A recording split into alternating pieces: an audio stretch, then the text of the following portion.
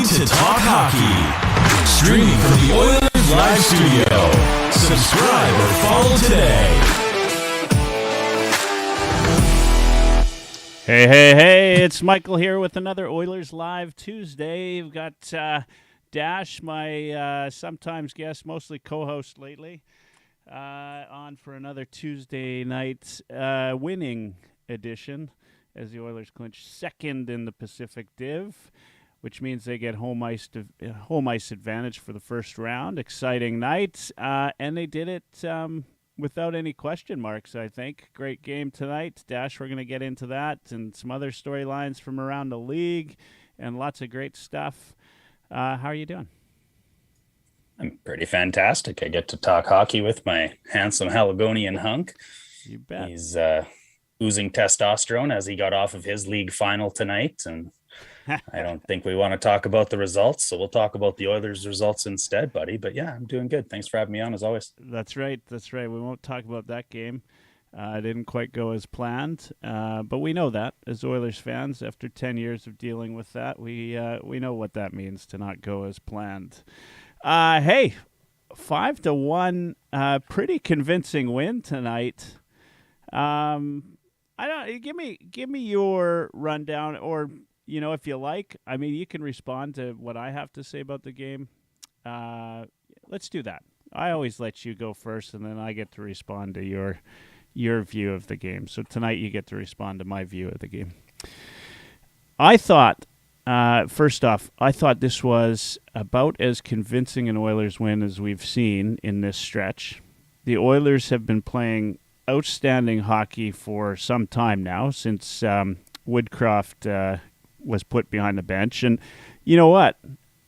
Shame on all of those folks that said a coaching change wouldn't make a difference, because Woodcroft and Manson, I believe, really have, and there's lots of reasons for that.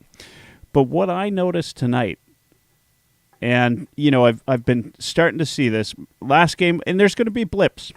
There will be blips every now and again. Last game was a blip, right? And I can say that, and we can say that's a blip, because over the last month or so, those games don't happen very often. I mean, Mike Smith is now 9-0-0 in his last 9 starts. So, last game was a blip. Let's be honest. But what I've noticed, and this is going to bode well for the Oilers as they go into the playoffs, is we are starting to see this team play as a team. So they're really, this is a team that's really starting to look out for each other. And I don't mean, hey, we're at the bar and somebody's hitting on your girl, let's go let's go defend each other kind of play for each other. I'm talking about covering each other where necessary, being back, making sure defensively we're all right. What I love when you watch a team firing on all cylinders is it always seems like there's more of your team on the puck than the other team, and it feels like and we know that the Oilers have played other teams like this. And love them or hate them, this is how the Calgary Flames play, is you have 2 or 3 guys on the puck all the time. You're constantly going, and you got guys covering, and it's just a nonstop barrage of Oilers coming at you. And that's how you win a game. That's how you win. How you start to win playoff games, how you win series, how you win a lot of things. That's what I mean by teams playing for each other. And they were doing that on both sides of the ice. They've been doing that lately, hemming teams in their zone for offensive zone time like we haven't seen in over a decade, back when the Oilers actually had teams they put together. Connor McDavid is on a whole other level. Somebody told the guy that there might be a chance he's not going to win the Art Ross, and guess what? He said, Exactly. This guy is outstanding. I still think Dry's playing with an injury. I think that's obvious. We all know that. But at the same time, he's the kind of guy that he'll save himself. He's played about 90%, which is about 89% better than I play. And then come playoff time, I can see him just going on a tear. Good to see Hyman get on the sheet. Anyway, that's all I got to say. Mike Smith, man, who is this guy? Who is this guy? Like, is he, in his 20s? Is he in his 30s? The big thing that scares me about him, obviously, is every time he goes down, you worry he might not get back up. But hey, 9-0-0. What can you say about it, right? You could say all you bloody well want to say about it. That's good goaltending. That's not luck, and it's too bad he was about 4 inches away from scoring a goalie goal tonight, but he played outstanding. Whole team outstanding. This was a team game if I've ever seen one. Good to see the Oilers doing this down the stretch. You're up. Oh, yeah. Dash's 3 keys to the game. Special teams, goaltending, and Connor freaking McDavid. That's it, man. And that's good for the playoffs, right? That's looking like a style we want to play. Playoff hockey means you got to win the special teams battles. If you're going to win any if you're going to win any playoff series, your goaltender has to play better than the other one. Look at our last year's performance where Smith didn't play bad, but he didn't play as good as Hellebuck. And, there we were with another 6 days playoff experience, just like we had the year before. So what I saw tonight was something I saw, not too long ago, Michael. I thought it was very similar to the hiccup against the Wild and coming back versus Nashville 4-0 and making that statement game where it was kind of, said from the start. I think this is just we need to bounce back, and we're going to bounce back. And to your point, I think Connor McDavid just said, I'm going to do Connor McDavid things, and that Art Ross trophy's mine. No matter how much I talk about the team game, I'm sorry, what Connor wants, Connor gets, and it's pretty clear that he wants to win another Art Ross, especially if he feels the Hart Trophy slipping away. Here we are 2 days after playing the Blue Jackets, where we go into the second period in the identical situation, right? It's 2-1 after the second period. And I thought in that game, maybe it was jet lag, maybe it was travel, I just thought when the third period came, the wheels fell off. You could kind of just see how they started to get outworked and outplayed. And quite honestly, that's pretty embarrassing given Columbus was missing 5 of their best 7 players, no Laine, no Werenski, no Brock. It's not exactly the way I would have wanted that one, but I think, like you say, just like the Minnesota game and maybe the Calgary game where we got blown out, those are just anomalies. So, you crumple it up, throw it out the window, and you're happy with your effort tonight. There's no doubt about it. Yeah, and I did the post game for Heavy Hockey on the Columbus game, and that game, was which is I made fun of it, but that was a game of missed opportunities, right? And the Oilers had opportunities to put the puck in the back of the net, and they just missed tons of them, from Connor McDavid to Yamamoto to McLeod to everybody. Yeah. It was just something where we could have come out of that first period in Columbus up 4-0. And it felt that way. It felt like it was going to be a one-sided affair. And look, you keep a team in it, and they're going to come back and they're going to bite you. And Columbus, they might be a bottom team, but they play hard and they play a certain style. They've got a culture there that is that kind of a culture that'll come and get you in the third period, and they work hard right till the end of the game. All props to them.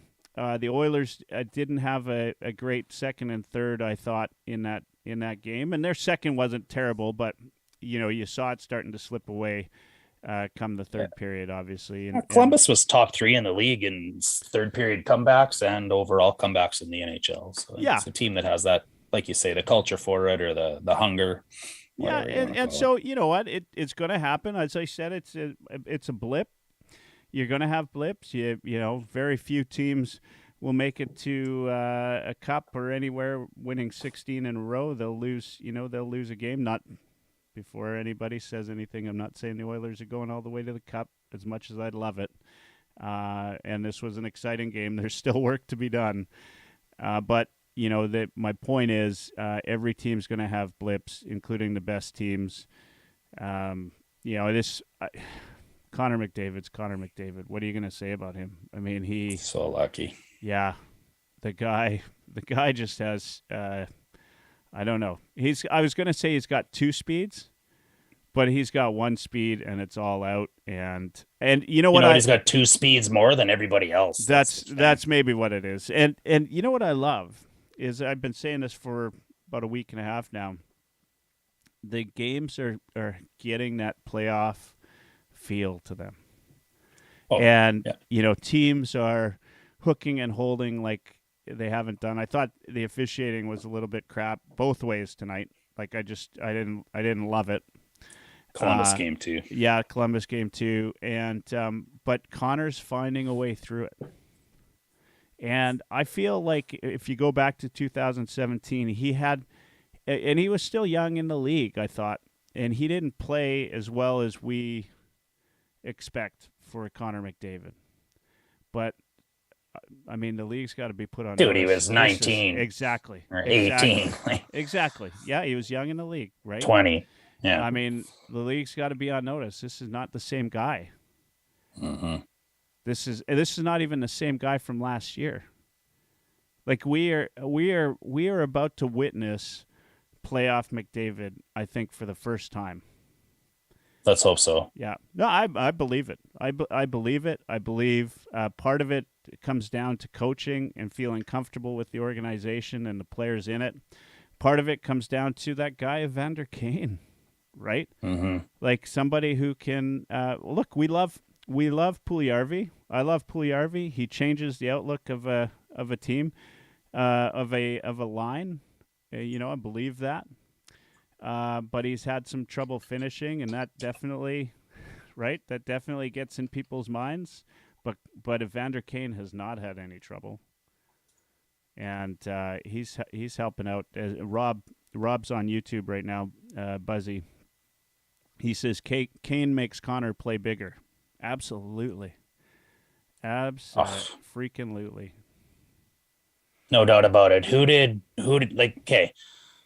So many things I want to address and all of that there. Like, yeah, so McDavid, first things first. You look at that 2017 playoff run. Yeah, you nailed it. He's got Evander Kane on his line now. And if, likely a Yamamoto or a Puljujarvi, who are both amazingly complementary players and almost make every line that they are on better as a guarantee. Who did McDavid play with in 2017? Like, we're going to say, yeah, he was only 20 years old and he didn't have the polish to know how to really push hard in the playoffs. Michael, he was playing with fucking Eberle and Lucic. Yeah. Like, what? Right. And we shipped Eberle out of town after that playoff. So, there's a big, big difference. Yeah, we've got Connor nuclear freaking McDavid going into the playoffs for the first time like he is, but he's got the help. He's got the whole rivalry to come along with him this time. And, we saw a bit of beast mode Draisaitl in 2017. What does beast mode 2022 Draisaitl look like in the playoffs? Right? He was playing with Desharnais on a line, right? Like, although Desharnais had that beauty goal. I mean, we'll never forget that, which I celebrated with them in the corner, I might add. Yeah, I'll never forget it. You don't have to remind me.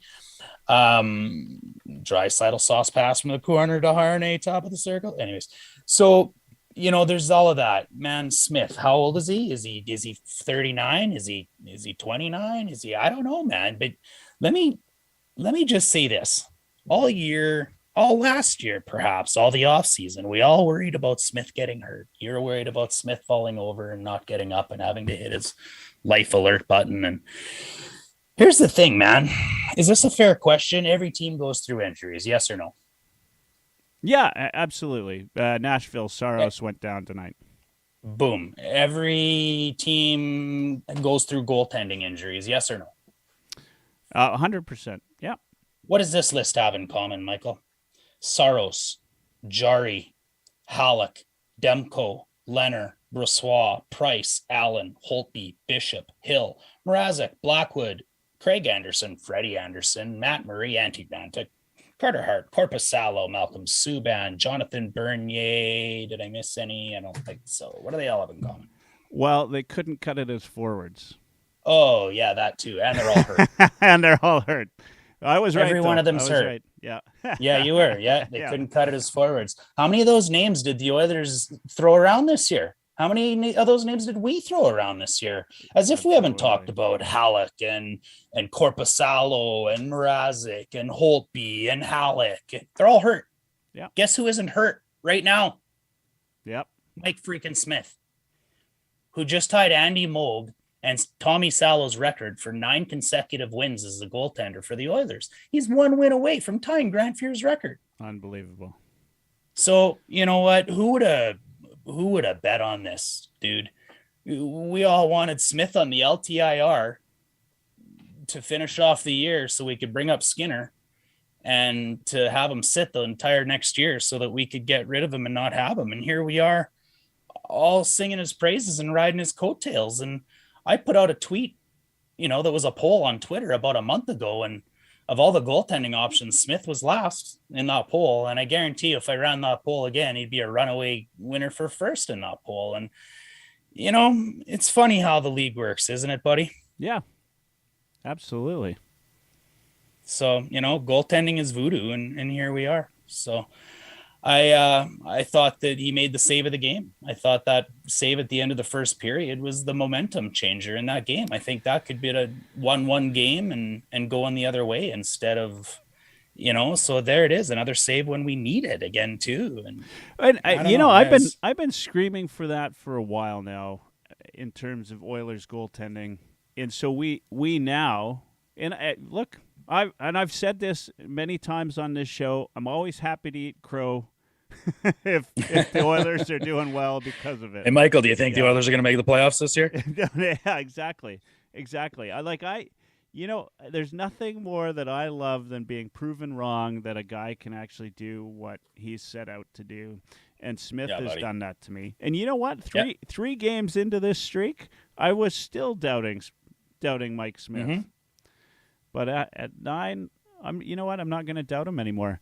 He's doing well. He's clearly riding a high. I think that he's, I would have told you to start Koskinen in the first round of the playoffs. You can't do that now.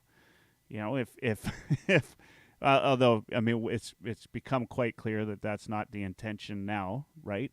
Dance with the guy that brought you there, but really, dude, who's the guy that's brought us there now, right? Like Koskinen held the plug in the boat, but Smith's the one oaring through the water and upstream right now, man. So this has and all praise to Mike Smith is required. He's making the saves when he needs to, but this also has a lot to do with the defense turning its game around. The defense and the offense being there when necessary. The offense and the forwards coming back when required. The system has, about 85% to do with it. And look, the Oilers haven't wrecked goalies, right? It's the system that wrecked the goalies, right? A lot of times the reason why a goalie would leave Edmonton and all of a sudden play well was not because the goalie all of a sudden had extra talent. It's because they had a system that rewarded, a goalie that, played good, decent positionally, right? And the Oilers haven't had that for a couple of years, and now they've got it. And look, I love it. I love seeing Mike Smith go for that goal. He's just oozing machismo right now, hey? Like the confidence is dripping off of that big mop on his head. And it's not only that, like I see, like he's playing at the top of his crease. How many times this year did we talk about him hiding underneath his crossbar and using that reverse VH and giving up the top corner? And I see Smitty standing on the top of the blue paint now. And honestly, like you watch I think the differences in Koskinen and Smith are more glaring right now than they ever have been, because Koskinen still kind of plays deep in his crease, and right, it's very visibly evident now when you see Smitty coming out and challenging shooters to me. And I think his puck handling ability has become that much more evident, right? And it's going to become that much more important in the playoffs if we have defensive injuries. I don't want to say it out loud, but if there's any type of shortness on our back end, it's going to be all that more important for Smitty to be taking pucks and for our guys not to have to be looking over their shoulder getting hammered. So, in Smitty we trust. It's a big part of it right now, man. Yeah. Yeah, And Koskinen hasn't won a game this month. No, he hasn't. I give Koskinen the benefit. That game in Columbus really wasn't his fault. I thought he played a good game. The Oilers just didn't have it in them that game. I mean, and I that was disappointing for me. Koskinen's actually been a good soldier sitting there on the bench this whole time. He gets in. I thought maybe they might try to win one for him. And the third period was disappointing. But hey, that's the way it works. And I think he'll bounce back. I think I do think that the defensive system plays well and better for both goalies. The biggest surprise to me is that we're getting as much out of the D as we're getting because of who we have. Hey. You know what we haven't said tonight? Who was out of the lineup tonight? Doc, baby. It's huge. That's a huge. Yes. That's a 1-goal game, and our guy that plays, sometimes 30 minutes a night, right, was out of the lineup. Yeah, you said it in your post game actually that you're not sure that he would have mattered. And when you said it, I kind of my skin crawled because I think he did matter. I think in the third period, when we're holding a lead, JP and Nurse are guys that see the ice a lot. And so for those two guys to be missing in a third period, I think you miss that confidence and that veteran defensive ability that both of those guys bring. Not to mention, I think what it did do is it caused Woodcroft to do a lot of experimenting against Columbus. And so you kind of see all these different line matchups. And when he's rolling the dice out there like that, you don't know what's going to happen. And unfortunately, it just didn't fall in our favor. Yeah, and I'm all right with that. I look. Oh, yeah. I think, you know what? Columbus was a loss. It was a loss. Hey, Colorado lost to Seattle the other night, right? And if you're gonna call, which by the way, there were a ton of Leafs fans in response to a tweet I recently did that made suggestion that Colorado was not even a top team comparable to anybody in the East. Look, Colorado's serious. Calgary, while we hate it, Calgary's serious. St. Louis, serious. Minnesota, serious. For the record, I don't believe the East is a lesser conference. I actually think they're both pretty equal. But I love trolling fans, and no big surprise. But when I put out a tweet recently that said, for those of you that don't know, I said the Eastern Conference is the lesser conference. Prove me wrong. And who you had a lot of people try. Yeah, who came to the rescue? The Leafs fans came to the rescues. And I was telling Dash off air, I figure it's because they want some excuse when they're off for the first round exit. They're gonna, say, "Wow, the Eastern Conference is a tougher conference." Look, the West is a tough conference. I think there are maybe the bottom 2-3 teams are maybe a little bit weaker in the West, but there's some. The Oilers are what, 5th best team since the trade deadline in the league. Yeah, something like that. 5th or 6th since Woody took over. I know that. Yeah. So that's. I think that's not bad, right? And a team of 32 teams, 32, and this is a team that we all, myself included, kept talking about deficiencies in the lineup, and Woodcroft and Madsen and Gulletson have found a way to get this team rolling, and they've done a really great job. I'm going to say this because it needs to be said. Congratulations, Dawson Matthews, on 60 goals. Right? Well, you know what? It does need to be said. That's pretty good. This has been a good season. I know, you're giving the face. The guy is a hell of a freaking goal scorer. Like, he is, he gets it done. Of course, he did it against Detroit. I don't know if those count. But, no, I mean, that's awesome. I think it's good for the league. I think it's great for the league. I had another tweet last week that, I said we've got Austin, we've got Draisaitl, we've got McDavid, we've got some great players in this league. This is some of the best hockey I've seen in 20 years. Now, the only thing that's not kept up is the officiating, and that's the sad part. really is everything else has done really well, but the officiating hasn't kept up. A lot of big surprises this year too, right? Like you look at the tops of the goal scoring list or even the goals per games list, right? And it's like everybody expected Matthews, Draisaitl, and Ovechkin to be on top, but who would have thought it was Kreider and Forsberg and Kaprizov to a certain or Kaprizov. Thank you. Couldn't spit that one. Easy for you to say. To a certain extent, Jason Robertson though, and Troy Terry, and right, like Brock Nelson, like there are some guys that could really score this year that we didn't see coming. Yeah, and you know what? It's been an offensive year. The offense has been great. It doesn't come out right when you say it that way. It's been offensive this year. No, it's what I mean. It's been all offense. Yeah, we're up in goals scored for sure, right? Like we got a couple 50 goal scorers. We got how many guys up over 100 points, right? And you got up and comers like Zegras and Milano and Anaheim doing what they're doing, and you got Jack guys Hughes, that are Jason Robertson and Josh Norris. I mean, it's an exciting time to be a hockey fan. A great time to be an Oilers fan. Great time to be an Oilers fan. Great time to be everything. I just hope that what we see in the playoffs matches what we've seen in the regular season, and it continues to be exciting down the stretch. Although question, buddy. I complain about the officiating every year, but I love the Stanley Cup playoffs. I absolutely love the grit, the determination. Yeah, I don't want it to change.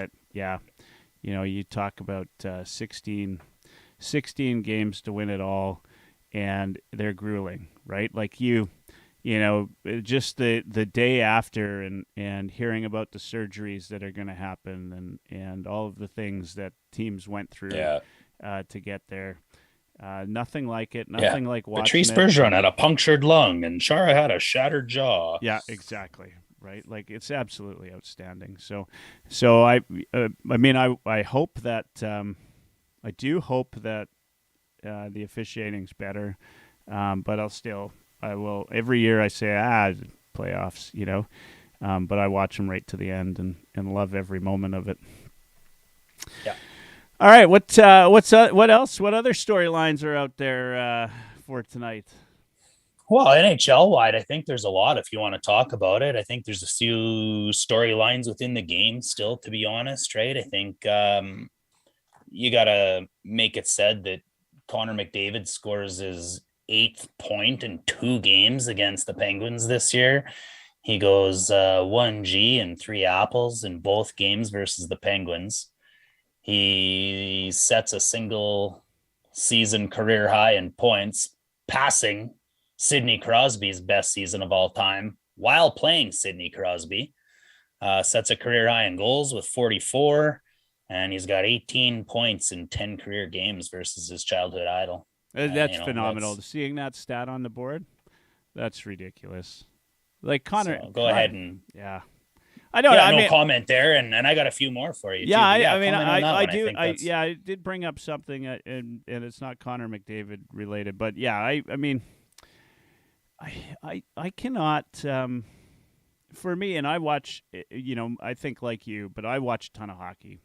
I would suggest to you that out of a lot of hockey fans, I'm one of those that watches some of the most hockey.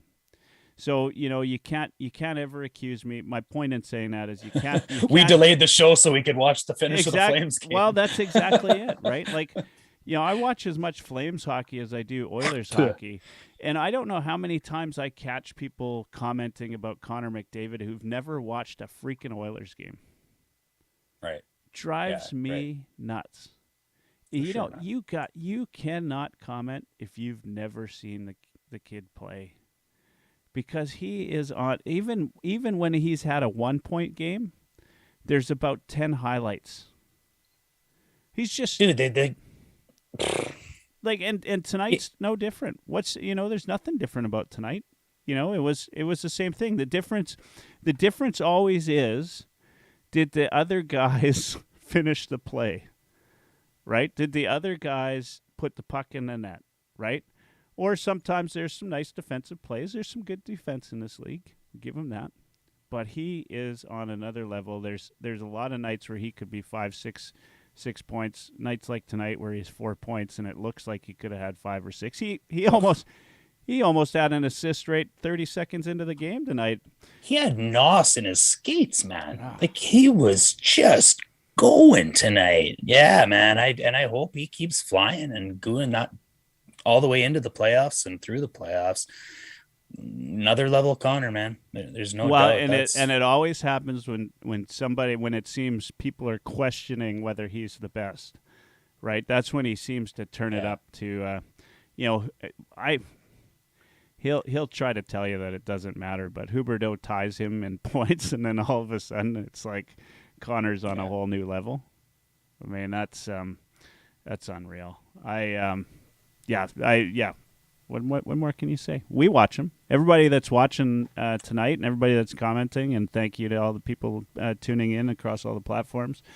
But we all watch them. We all know. It's those. I mean, nobody's going to prove us wrong. And arguably, you and I have watched, like 100,000 hours of hockey combined. Absolutely. And not a month goes by where he doesn't do something we haven't seen before. Like that makes him special. That makes us blessed. That makes us lucky, and we should count every lucky second that we have of watching Connor McDavid in an Oilers uniform. Dursa said it. He said he's surprised that the media published it, but when they asked Matthews who should win the Hart Trophy, Matthews said, "Look, McDavid and Draisaitl, they're pretty much there. Like the only reason they're not being considered this year is." They do this all the time. It doesn't seem special anymore to those people outside of, right? Like, it's which is crazy because they get all this voter fatigue, right? Yeah. Yeah, sure. But how can Connor and Dry both win it? And, they cancel each other out because they're on the same team. Well, they don't even play on the same line. Yeah. Austin Matthews isn't even the leading scorer on his team. He plays with Mitch Marner all the time. Like one of the best passers in the NHL. Marner's been up there in points in the last month with Connor almost. So, that tells you who's driving that line. And I'll keep saying it. I'm not going to take anything away from Austin Matthews. The guy is a hell of a goal scorer. He's a hell of a player. Top five in the league, 100%. I'd never say otherwise. My point is only just that if you think that he has surpassed McDavid in any such way, you're just wrong. Maybe there's some argument between him and Draisaitl, but I feel like you haven't watched enough Draisaitl to know all the facets of his game either. But if you think he's better than McDavid, or anybody for that matter is better than McDavid, you're just wrong. It's just as easy as that. Rob on YouTube's asking, does Connor hit 128 points this year? Thoughts? 6 more in 3 games? 2 games. Yeah. Oh, 2 games. Yeah. Could. No. Could. I mean, don't put it past him. 126. Yeah, don't put it past him. But no, yeah, it just takes me to say he can't do it, and he'll end up with 130. So, yeah, man. Like, what else can you say? Like you said it. I think Connor's Connor. I also loved Bouchard tonight. I thought, in fact, I'm not even sure how they got over the border with all that dynamite in his stick. that was my next storyline. That's the one that when you started down this path, that's the one that came to mind. And 6 shots. I want to talk about tonight, and I was thinking pregame, 6 shots, absolutely crazy. 2 of them bombs, he scored twice tonight, right? Like he legit scored twice. He's only going to get credit for one, but that offside doesn't take anything away from his goal. He scored that legit. And like that first goal, man, like we sit here and talk about Matthews and why he's such a special goal scorer. And one of the things that makes Matthews such a special goal scorer is how many, if you want to compare him to a pitcher, how many pitches he has, right? Yeah. Like he can score from his backhand, from his forehand. He can score with his hands together. He can score with his hands down his stick. He can score with it in tight, with it out wide. He can score with a one-timer, right? You look at Ovi or Brett Hull, they were more like, Mariano Rivera. They got the bang it home in the blue paint, or they've got the one-timer, right? And what's cool about, and I'm not comparing Bouchard and Matthews' ability to score goals. Let me just make that clear. But they both own an entire facet of ways to score goals, in my opinion. I feel that Bouchard's ability to create shooting lanes and get the puck off hard to the net in awkward positions is really something to fathom. You watch those two power plays when either he runs it or Barry runs it, and him running a power play is just boom, boom, boom. Whereas Barry on top, it's just distribute, right? And Barry needs other people to finish, whereas Bouchard's got the finish. Yeah, but let's not take away from Bouchard's ability to distribute the puck either, right? That's what I'm makes not. him, Yeah. He's still got something to learn on that, and that's why the power play statistically is more successful with Barry on it. But you wait, you give Bouchard another year or two, and it's going to be. So this is a something that I wanted to bring up tonight, because I wanted to talk about Bouchard, who was absolutely outstanding tonight. It was great to see him. What I loved is I loved seeing him smiling and laughing as well on the bench. It was like, especially for an old man. Yeah, especially for a guy of his age. Thought maybe his dentures might fall 5 out. p.m. start, right? That's right. Still gets to go home and watch Matlock. Yeah. He is, by the way, 5th on Oilers in scoring right now. Of course, Evander Kane's only played 41 games, which is phenomenal too. If you had told me Kane would finish with 20 goals when they signed him, I'd tell you were a freak. But top 15 in the league in goals. I know. Well, we'll talk about that too. But when I think about Bouchard, I think about that shot. I think about what he's giving to the Oilers. In fact, even defensively, he's been pretty decent lately. He doesn't play a hard-nosed game. He plays defense with his stick. But you know what? He's been solid. He's playing the puck well. He's doing the board battles the way that he needs to do it to get it done. Mm-hmm. I love or hate Keith, but Keith has been good for him lately. I thought. Don't trigger me. Yeah, and I just, one thing I would like to see in the final 2 games of the season, as we get into the playoffs, is I want to see Bouchard get that chance on the power play. A couple times, maybe, before we hop into the. I know it's, I've got mixed feelings when I think about this, because you want to go into the playoffs playing and practicing what you're doing well going into the playoffs. But I would love to see when in these games where now we've locked up second, give Bouchard in a game where there's 2 or 3 penalties called, give Bouchard a little slice of that, because we may need him. Right? It may be a point where the power play goes really stale and is hurting us in the playoffs, and Bouchard's the guy that's going to change that up, especially a night like tonight. And you get it, and if you get him shooting like he did tonight, man, there's going to be a Dustin Nielsen song about him that's going to be so epic that it's going to be playing on every speaker in Edmonton, because I guarantee you he'll be one of the guys to watch in the playoffs if he gets going. I said it, last year when he let the Bush bomb go. He's going to kill somebody with that shot. Like, I think he hurt DeSmith tonight. Oh, he did hurt DeSmith tonight. He hit him right in the collarbone and stung him.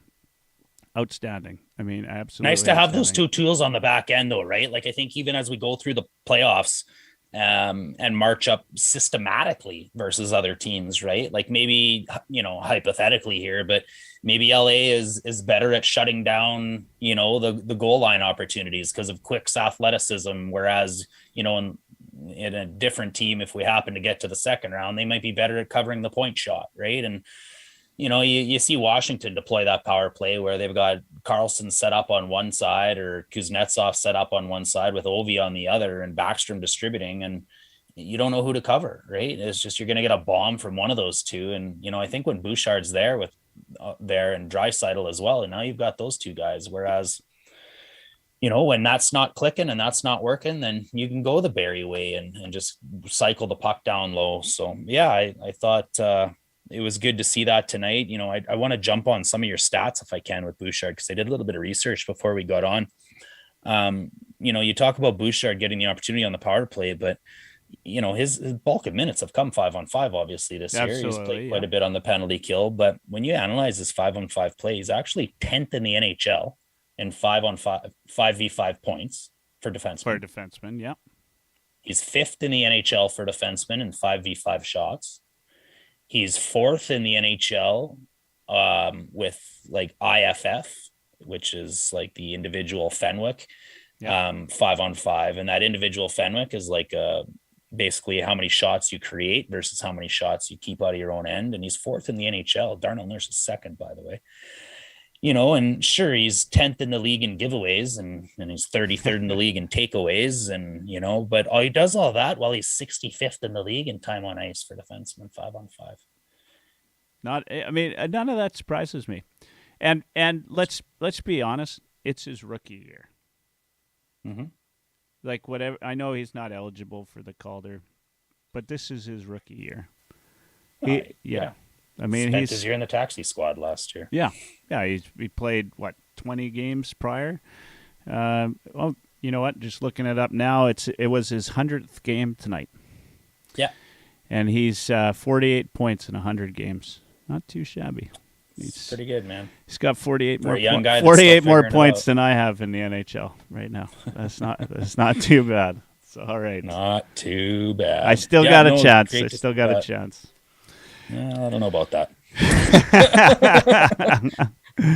All right, let's go. We've got a lot of people listening in on and YouTube. His sniping. You want to talk about Keith and his shot blocking? What do we? Well, yeah, we're gonna talk. Oh yeah, Keith and the shot. Yeah, let's chat a lot about all those things. But let's go to YouTube and that's where we've got a lot of people on there tonight. And thank you again to everybody that's tuning in. If you're on Twitch or Facebook, I see a few people on there.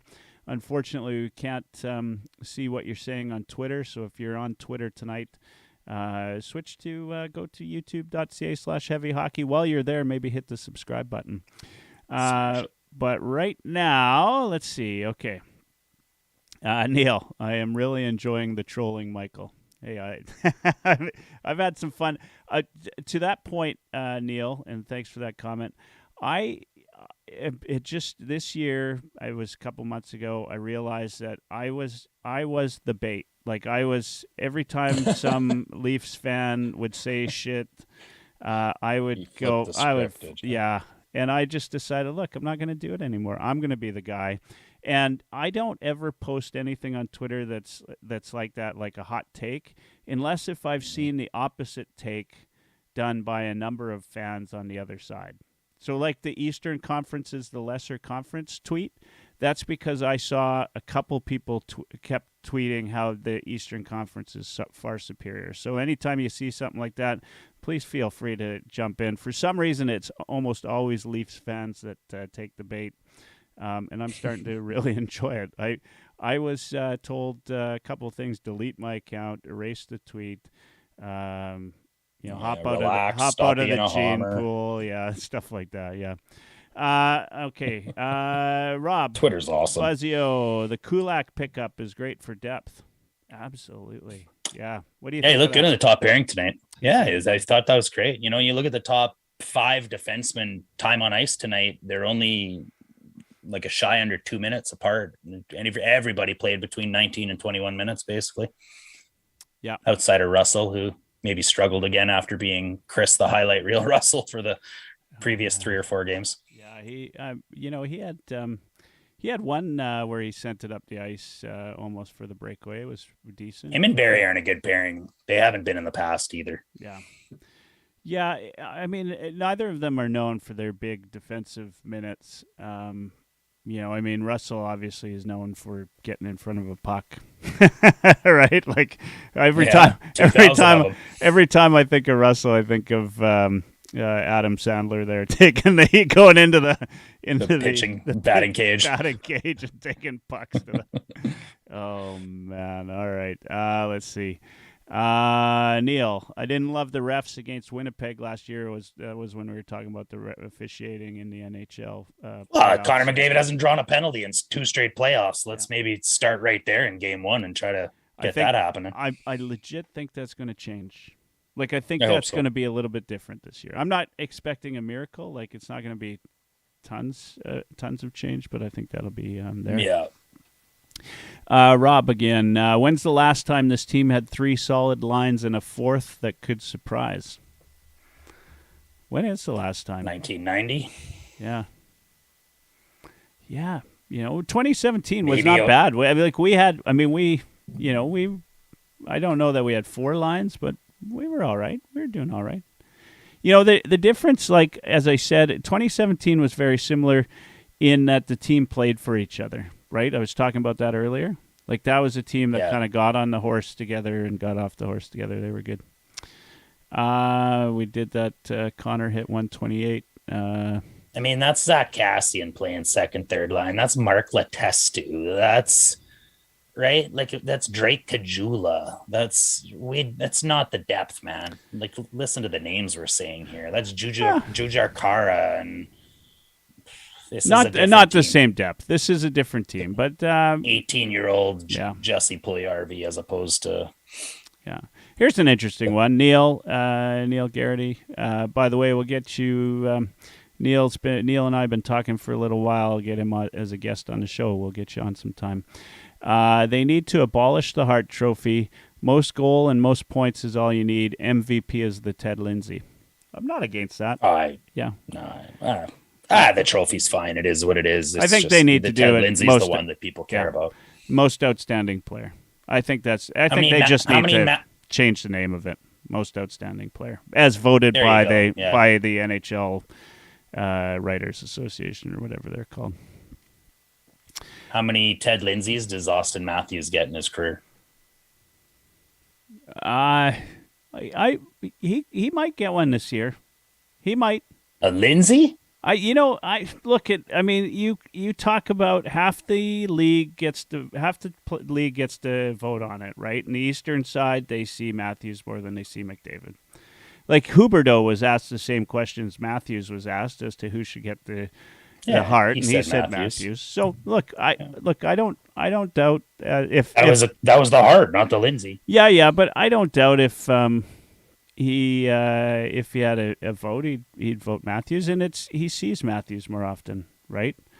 Not saying Matthews wouldn't get votes, but I'll bet you my left big toe that Matthews never wins a Lindsay. All right, I will take that vote. I don't know how I'll explain that when the toe shows up in the mail, but whatever. Or when you're wearing it around your neck. That's podcast. Right. Yeah. Look at this, baby. Yes, won that in a bet. Oh man. Let's see.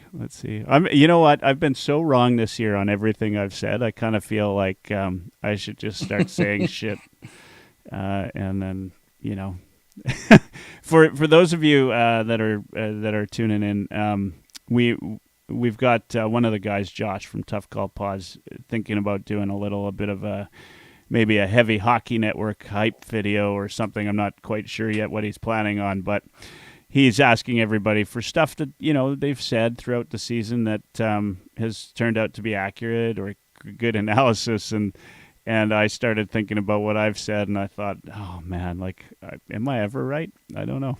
That was a heavy hockey hype video. Now I get it. I thought he wanted to do a Sweet Magnolias hype video. Yeah, well, he's still gonna do that too. So, all right. Let's see. Read Jack Michael's tweet comparing Michael Jordan and Connor. Michael won rings those years. They didn't give him the MVP. That's Dursa says that. I love those. Dursa bringing up a Bulls basketball reference to McDavid and the Oilers. Let me throw my surprise face on. Yeah. Yeah, sometimes I feel like the Dursa hour is like half basketball, half hockey. How can we connect the dots between the Bulls and the Oilers? Hey, Durs, I know you're listening. Thanks for listening, by the way. I don't put much stock in those things. Look, at the end of the season is the end of the season.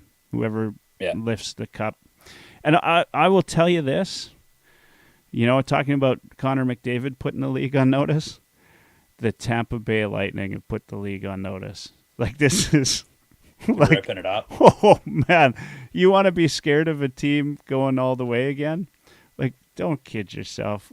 This team, this is a playoff team. Like, they still are a playoff team. Of course. Yeah. Like, the Leafs have got to be shitting bricks right now. Like, they just hammered the Leafs, and then they hammered Florida. Like, what did they score? 16 goals in 2 games against two of these so-called absolute. If like Leafs fans arguing with me, telling me the Eastern Conference is the best in the world, and all this supremacy and those teams are so great, but here the Tampa Bay Lightning are making it look easy, right? I mean, yeah. I just don't. Do you think 8-1 looked easy against the Leafs? Is that what you're trying to say? No, it did. I watched that game and they made it look easy. Stamkos looked like he was 20 years old again. Man, I watched that game. I was in Toronto watching that game. I might have been the only person smiling at the bar. Here's their scores in their last 6 games: 7-4, 4-3, 8-1, 6-2, 8-4, and 4-1. And that's 8-4 is Florida. They put up 8 against Toronto and 8 against Florida. So no big deal. Yeah, no big deal. Not like they've got goaltending either. Yeah, I mean, and Kucherov I can't wait for the phenomenal. Leafs to lose. I can't wait. Yeah. Kelly from Beer League Heroes. Hey, thanks for tuning in. Says Leafs are set to play Tampa in the first round. No question mark. Yeah, they are. I believe they are going to be Toronto playing Tampa. clinched home ice tonight too. Yeah, which hasn't seemed to mean much for them as of late. But look, the Leafs have a good team. I'm not going to lie to you and say they don't. They've got a good team, great team. But Tampa, honestly, is on a tear, and I just don't. If I was they know when to peak. Yeah. That's what you got it right on hit it right on the head there. I mean, that's exactly it. They do, and that's Kucherov is phenomenal in the playoffs. I mean, he's a phenomenal player all the time, but he's got 2 speeds. We talk about 2 speeds. He's got 2 speeds. When it matters, he turns it up. Oh yeah. Yeah. And it's starting to matter for those guys, and they've got the best goalie in the universe. Yeah, Neil brings this up. Like, if Tampa wins, you know what that means. Maroon gets 4 in a row. Yeah, unheard of. That is unbelievable. Rob says, would you rather start on the road in the playoffs or at home? What if you win one on the road? Who has the advantage? Yeah, but they've talked about this over the years, right? Or doing it a little bit different, like a 2-3-2 sort of scenario.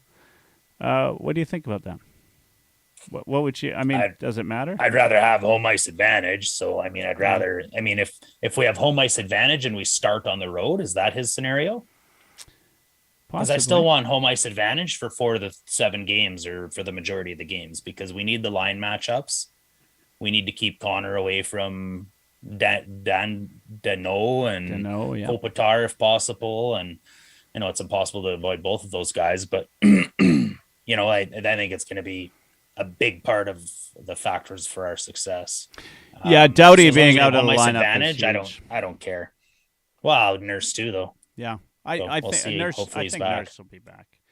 I mean, it sounds like he'll be back either first or second game. Hopefully. Yeah. I mean, the team's different without him in the lineup.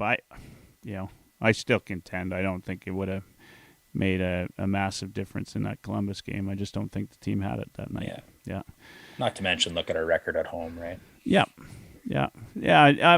And look, in a place like Edmonton, it matters. Home game matters, right? Like the fans are absolutely outstanding. Like they get crazy, right? We had LaRock on the show, a while back, and he was talking about 06 and how he could hear it, like how he could feel it going to the game.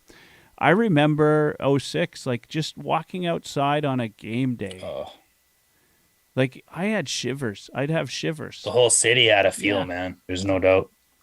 Yeah, and this is going to be the same. It's going to be ridiculous. Expect COVID to go crazy on White Ave. I think COVID's going to be the reason this is crazy. You know what I mean? Like people have been pent up and locked indoors for 2 years, and the boys got to play in front of empty arenas for 2 years, and finally here we are. Yeah. May 2nd and May 4th, game 1 and game 2. Does Archie see any home game time for the playoffs? I think so. I think he's. Do you? I mean, I'll answer your question with a question. Do you think he's going to see one of the last 2 games of the season? I think that's our answer. If he plays against, if he plays in one of the last 2 home games, then I think they're prepping him to play for the home games in the playoffs. If we don't see him in these last 2 games, then I wouldn't expect to see him in the playoffs. But I think we need him. I think we need his banging, and I think we need his penalty kill. Yeah. Take some pressure off the guys for the home games, and maybe you just have that many more. Yeah, it does. Does give you the opportunity to rest up some 70 guys at home, and what I loved about 70 on the road. Pardon me. What I loved about Archie's game was he came in cold, right? Like he hadn't played in a long time, and he played his style of game. Like he, hadn't changed. So maybe he is a guy that can come in and play 1 or 2 games in the playoffs and be a difference maker, right? He just needs to make 1 or 2 hits, right? And, let his presence be known out there. The guy's like a cannonball. It's fun to watch. It's just too bad he can't travel with the team. I thought there was an outside chance. I thought that they might change the rules prior to the playoffs starting, but that's definitely not going to happen. It's not even been discussed. Yeah. So. Well, with Connor playing the way he is, and Draisaitl maybe nursing a bit of an injury, and Kane absolutely being on white fire right now, who scores the most goals for us in the first round? Oh, I do feel like that's a good question. Well, I think you got to go with Kane. Like Kane. Wow. Yeah. Like I don't disagree with you. I just shocked to hear you say that. Yeah. Like, I mean, look the way he's playing lately, bud. Yeah. Kelly says, and if Connor's going to keep giving him, Hyman's got that ability. Hyman needs to bury more. Not a game goes by where I don't think Hyman should have scored. Honest to God, I think he'd have 82 goals in a year if he buried his chances. So it's hard to disagree with that if he catches some fire for sure. But Kane's scoring from everywhere right now, man. And if Connor's going to keep dishing him those drop passes on a silver platter, like, I'm sorry, but that first goal versus Columbus, Kane had 45 minutes to pick that top corner. Yeah. Like, yep. So, seeing what he's doing and he took 44 of those minutes. He's scoring. Yeah. He took his time and he did it. Yeah, no, Kane's been outstanding. He's just. I don't like the person. It is what it is. Yeah, it is what it is. That on-ice chemistry is just freaking intoxicating. Yeah. Yeah, and none of the stuff I was worried about has come to pass. Like he's clearly, he hasn't been a quote unquote cancer in the dressing room. None of that stuff. Of course we don't know, but hey, the guys are always smiling when they're out there. I don't even remember who the player was anymore that he went after the other night and said nobody came to defend Kane. I just don't think that's true. I don't think they hate him on the Oilers. In the Minnesota game, was that Hartman? Hartman, yeah. Yeah, exactly. That's kind of how I feel about that one. $5,000 for giving the bird. That's right. That's right. Let's see here. What do we got? I mean, I asked this of Avery last week, and this is kind of what we're talking about, and sort of what you're talking about. Like, who's who's going to be the next Pisani, right? Like, that's kind of who you expect. I mean, we know, or we expect that Connor will have a good series. We expect that Draisaitl will have a good series. Or do we? I mean, Draisaitl seems to be, Like, do you have any concerns there, or do you think we're going to see? I think he's been playing injured all year. I think right now he's taking a little bit easier than he normally would. Like but come playoff time, I think we're going to see another speed from him. Your thoughts? Yeah, he's saving up some energy. I would have to think. You can see him. Yeah, I don't know. It's like he still can fire that one time, or he's still scoring from that executioner spot. But, like I sent a screenshot to you the one night when he took off his glove for a little quick second in that game. I paused it, and he's still all wrapped up. Like, his wrist has got tensor on it. Yep. So he's feeling something. Hopefully nobody from LA is watching our podcast here, because we're giving out all the Draisaitl injury secrets here, right? But guaranteed they know. As far as your question on who's our Pisani, I kind of like McLeod, right? Like, this, if he can start to capitalize on that speed, grow, there was 2 or 3 times versus Columbus where it felt like Ryan McLeod just said, "Boys, I'll kill this penalty. Yeah. Don't worry about it. You go change. I got this." And he's skating around and flipping circles. Like 2 or 3 different times where he killed at least 20 seconds or 30 seconds of a power play. Because that's what Pisani did too, right? And like, in that, it's 7th game and overtime, and those heroics never come from the first line. Those guys are gassed, right? It comes from the Pisanis and the Alex Martinez's, those guys, because the Yuri Letnin's, because they had a little bit more gas in the tank than McDavid and Draisaitl. So, man, great question. I'd love to see Ryan McLeod do that, though. Yeah, I mean, McLeod. And how about you? Who's your Pisani? I think I said McLeod last week, but did you? But I hate to throw the Abear curse on the guy, because I've been so right about everything this year. I'm just thinking, like, Bouchard? I don't know. Bouchard, definitely not. In fact, Bouchard's fine. He's a good depth guy to have on the lineup. Fogle and Ryan, you just never know, right? Like, when Fogle gets hot. Yamamoto, I was just thinking as I was kind of going through the lineup and thinking, like, this is for the first time in a long time, and this was said earlier, and I said maybe 2017 we had that depth. We didn't. You're right. You're right about that. But this is the first time where we've had depth down the lineup. Mm-hmm. We have guys that, could go on a hot streak, on a heater, and make a difference, right? We've seen all the guys. We've seen Ryan go on a heater this year, mm-hmm. right? Oh, and when Yamo's one of the streakiest scorers we have. Yeah, Yamo. We've seen Fogle do it. We've seen Hyman do it. Of course, Draisaitl is on a 3 or 4 year heater.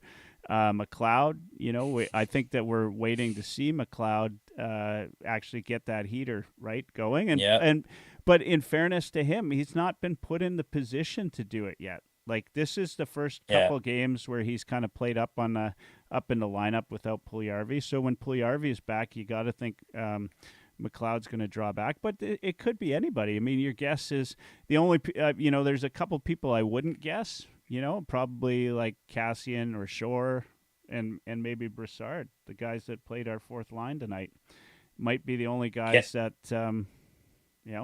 I've been critical of Cassian, like every Oilers fan.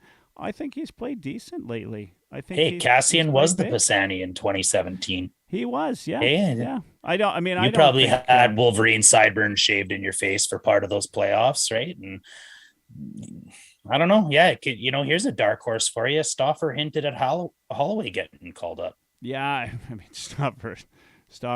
I think Stauffer's got Holloway's name tattooed on his ass. I like Stauffer, but he he is salivating over Holloway to get called up, and hey, that's fair. I mean, the kid looks like he's going to have some good skill, and that he might get called up, but I'd be surprised if he sees playing time, just given what the lineup situation is, and if he does see playing time, it's because the Oilers are doing good things, not because the Oilers aren't doing good things. It'll be because the Oilers are doing good things. We're far into the playoffs, and somebody's gone down and is playing injured. Yeah. But for now, I mean, where do you slot him, right? Like, without screwing up too much of the lineups, right? Like, you can't. Holloway's not a fourth line player, right?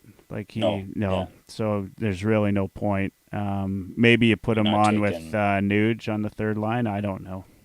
The question depends where everybody else slots out and how injuries sort out. Sounds like we're calling up Broberg for Thursday, though. Oh yeah. Well, why not get these guys in, right? 2 games. Well, 6D. Yeah. It's hard to, right? If we go down, we can't play with 5D at home. So yeah, exactly. At least have them there for that. Whether they go with 7D in the lineup, I don't know. Do you think they'll go 7D for the playoffs? Absolutely. I mean, it's worked for them, right? Like, it's worked for them. Why, why change it, right? Like, it's it also hurts Holloway's chances. So. It does. I don't mind it, right? And it's all about utilization, right? And if you can play 7D and utilize them all at a certain point where they can get out there and still, make a difference in the game, which seemingly Manson has the capability to do. And because there's only so many minutes in a game, but he seems to find the right way to get everybody the minutes they need. Hey, I can see them going 7D on the road and then Archie at home. I'll tell you what, this is probably one of the biggest things that I think about when I think about the coaching change is Samorukov, right? Got absolutely killed because they had him out at the wrong times. And they had every opportunity to have him out at the right times that game. Sure. Manson seems to be too smart for that. Like, he seems to, play the guys at the right times. And if you're smart enough to play, like, I'll be honest, I don't think that I could coach 7D on a bench and get them out at the right times and make sure guys, but he's done it multiple times and he does it successfully. So he thinks a lot faster than I do, clearly. Well, to your point, Tippett put out Samorukov for his first 2 NHL shifts versus Ryan O'Reilly, Vladimir Tarasenko, and Jordan Kyrou, who were like probably the hottest line in the NHL. They were at the time. They were legit. They wasn't even probably. Welcome to the league. Here's a Conn Smythe Trophy winner, one of the best goal scorers in the league, and the guy that just beat McDavid in the fastest skater competition. Yeah. So I had a couple of guys mention Niemelainen on YouTube. Yeah, I still hurt, but it's gonna, he's got to come back from his injury. They say he might be ready to play if it's middle of the first round or something like that, I think. But that's the same type of Holloway thing, right? I think he's got to be brought in because there's an injury and that sort of thing. But I can see him being, who would you bring in first, him or Broberg? Who becomes your 7th or 8th defenseman? I don't see Niemelainen because of the physicality, but I don't like the idea of bringing Broberg into the playoffs. If I'm being honest, but I'm saying if we have to. I mean, if you have right to, now we have Russell in our number 6 spot right now, dude. So, we don't have Lagus Hot Willie anymore as our number 7 and solidified in there. So that's got to be Broberg or it's got to be Niemelainen. Yeah, you're gonna bring up Cuckoo. Jeez. Yeah. Right. Yeah. So it's who else is it gonna be? So JP's back in the lineup against San Jose, or so there's the expectation.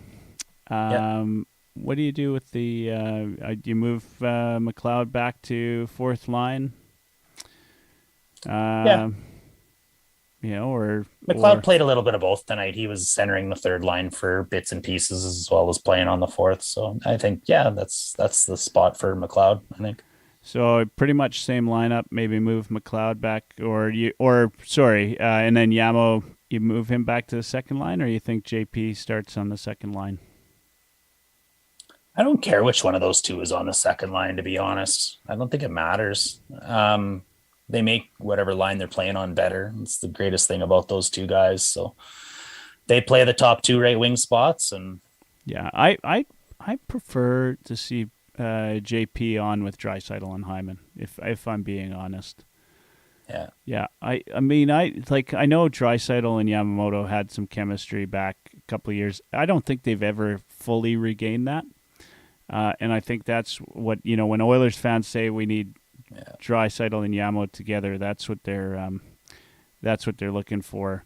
And that ship sailed. I don't know. I'm not going to say it sailed, but look, I think Puljujarvi is a good guy to get out there on that lineup, on that line, and as we all know, the stats just indicate that the puck stays in the offensive zone a lot longer when Puljujarvi's on the ice. Yeah. Even more so than Yamamoto, and Yamamoto seems to be thriving with McDavid, right? Like he seems to be doing well. Why change that? Change that up. Put Puljujarvi on the second line would be my preference. Of course, we'll see what Woodcroft does, but I know he might call me before the game and ask, "Hey, Michael, how would you play?" He this? usually does. Yeah. He usually does. No big deal. What else do we got? Shocked nobody's chirped me about Keith yet. Oh yeah, well, let's talk about Keith. I mean, you've always been a big detractor of Keith. So, what's your thoughts on how he's playing lately?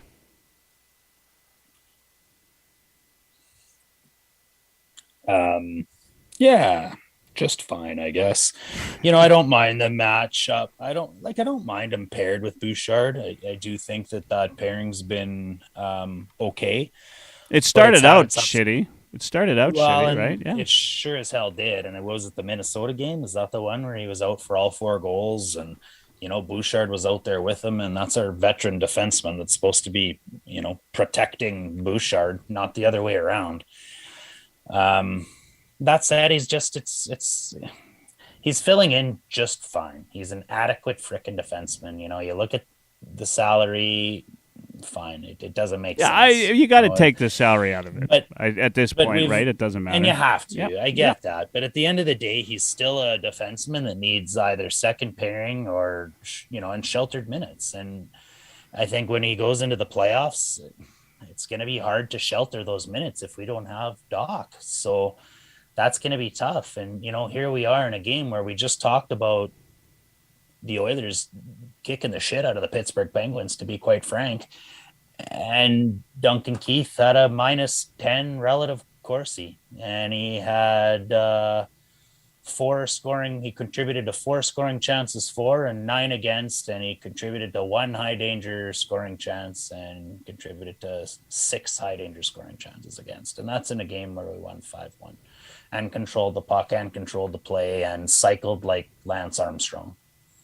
So great. He set the record for 2,000 he didn't set the record. He becomes the second guy to have his 2,000 blocks, and congratulations, Duncan Keith. Like, what do you have in common with Russell? You both have 2,000 blocks. You have 15 years in the league, and 10 plus years of it, you were too slow to get out of the way of the puck. Congratulations.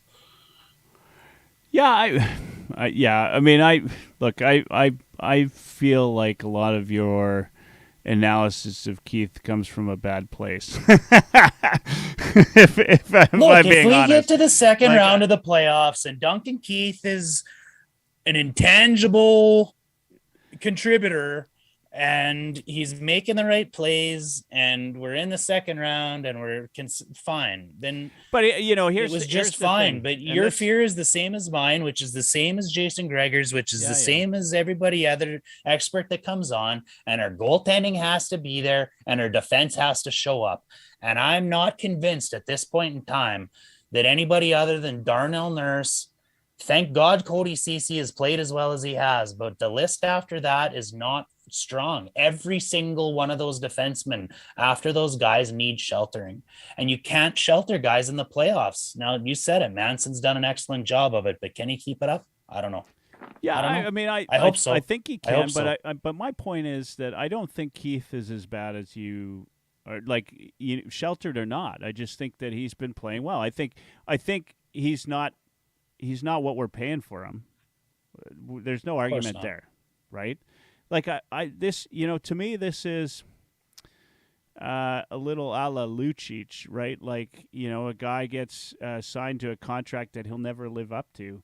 And granted, Keith was signed to this contract prior, but there are. I'm not even talking intangibles. I think that he's been doing reasonably well out there. And we just don't have any other choice. Yeah, do or not. I mean, he's been capable. He's been capable second line. That pairing of Bouchard and Keith have been keeping the puck out of the net, right? Like they've been. They're each playing 20 minutes. They seem to feed off of each other. Keith, what I've been appreciating about Keith is he's actually getting the puck to Bouchard, right? Like he's a guy that he could take the shot, right? Keith knows where to put the puck. Yeah, he knows where to put the puck. That's not his issue. And yeah, so my point is I get it. Look, I get the contract, I get the trade. There's so many better things we could have done. There's no doubt. But as far as and I'll say it about Mike Smith, right? Like took me 9 games to warm up to him, right? He had to win 9 in a row before I warmed up to him. We're at the same point with Keith in my assessment of him. Is it's taken him except in Keith's case, it's taken him 80 games for me to warm up to him, and I have. I'm not going to tell you he's going to be winning the Conn Smythe at the end of the playoffs. If he can just get through the playoffs playing like he's playing right now, then I'll never. You'll never hear me say that's a good. It was turned out to be a good trade. I just don't believe it. Believe that'll be the case, but I do. I just think that he's got to where he's been. Kelly from Beer League says, "Tell you what, I wish we still had Caleb Jones. He's been sitting in the press box for Chicago all week. What a waste." You know what? I agree. I would have loved to still have Caleb Jones, especially maybe not. We still needed somebody better than Jones though to shore up this second line of D, and we. Look, you go into another season, I think it would be a failure again if we... Jones is a 5'6". Yeah. He's not a 3'4". Yeah. So, but hey, it is what it is. We if Keith scores and or he keeps the puck out of the net, I'll cheer for him just the same as I'll cheer for any Oiler. And I'm happy to see he's doing... He seems to be settling in. Biggest surprise on D has got to be Cody Ceci. Yeah. Without a shadow of a doubt. We're lucky he's turned out to be what he is. We really are. Kelly's saying his message was all sarcasm about Caleb Jones. I mean, the reason I missed the sarcasm, Kelly, is I don't think I'd make that trade again. But I might still trade Caleb Jones. But I wouldn't trade him for Duncan Keith. Or if I did, I picked up the sarcasm when he said what a waste in the press box, but at the same time, we said, I mean, Edmonton's been famous for marching out 6 5s and 6s and 6s and 7s, disguised as 2s, 3s, and 4s ever since Justin Schultz was signed. Yeah, so it's a good assessment. Yeah, absolutely. Been lacking the 1s and 2s for the better part of a decade, and part of that is we've not developed anybody, right? Like Keith isn't that, Jones isn't that, Bear wasn't that. Yeah, that's right. Yeah, and but great defensemen, they don't grow on trees. They're not everywhere. They grow like trees. Yep. They grow into big, stocking trees. Yep. Yeah. All right. We're at the hour mark. Actually, we're at the hour 20, and I've got to say thank you, everybody, for keeping in here and all the comments and everything on there. It's been a fun episode. This is only fun because we're winning, right? Like, I thought you were going to say it's only fun because it's Dash in the Well, park. there's two reasons it's fun. It's Dash in the park, and we're winning. Um, this is my last word, and then I'll hand it off to you, Dash. Look, the Oilers have come a long way. We were the best team, then we were the worst team, and now we're one of the best again. Who knows where we are in this crazy league right now. But we've got home ice advantage going into the playoffs for the first time in 2 or 3 years. I actually feel pretty decent about our chances. I'm going to go in with little to no expectations because I feel like I'm less disappointed that way. But I feel like we're going to if I had to guess, we're going to see next level McDavid for the playoffs this year, unlike we've ever seen him. I think we're also going to see Draisaitl punch it up, to 110% and play through injuries. I've said this before, but it's not going to surprise me if Draisaitl has wrist surgery at the end of the season. Doesn't take a genius to say that. I think it won't surprise anybody if you've watched him play. 55 goals, so injured the way he is, or that we suspect he is pretty outstanding.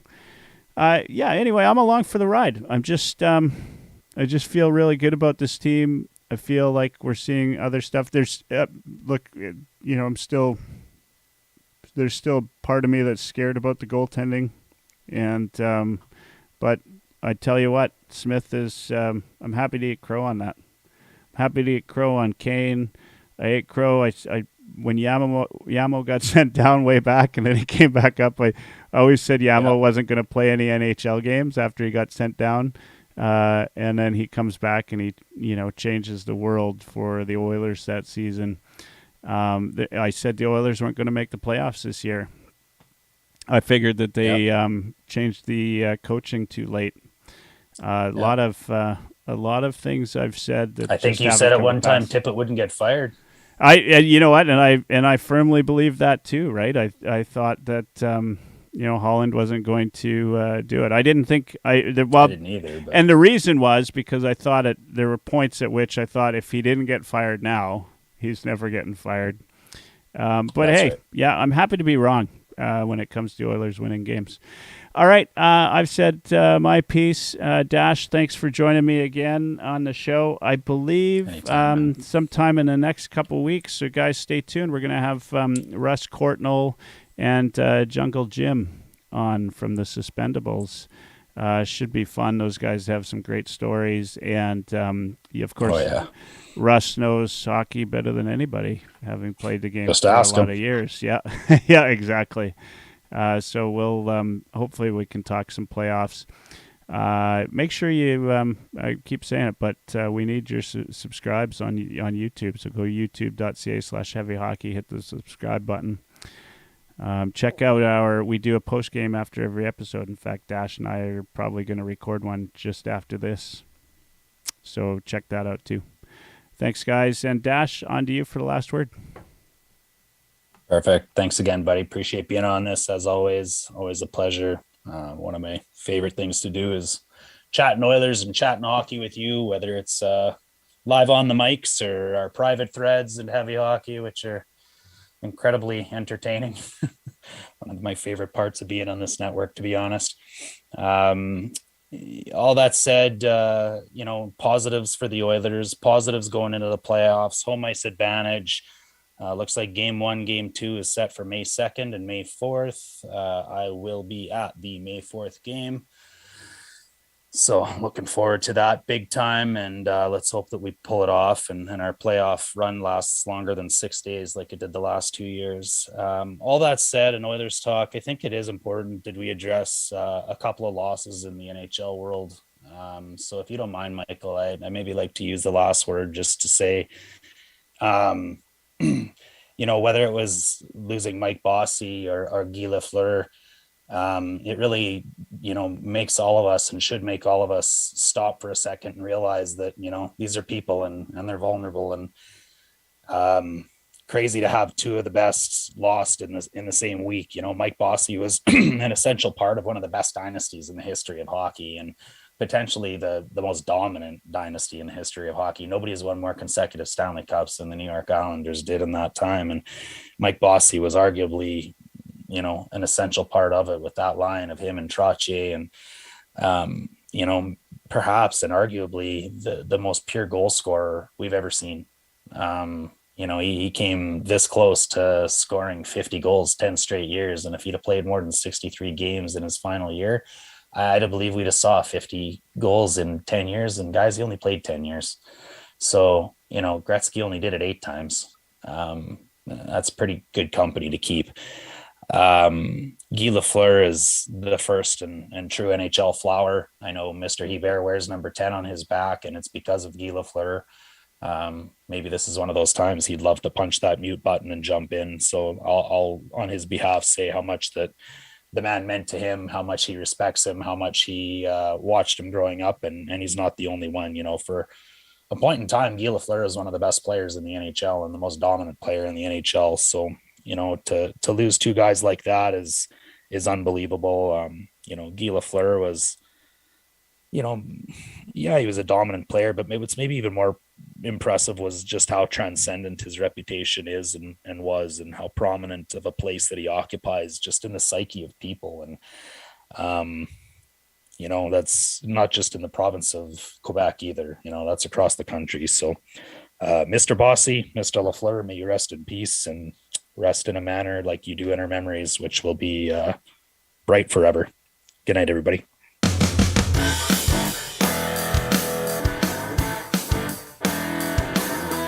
Oilerslive.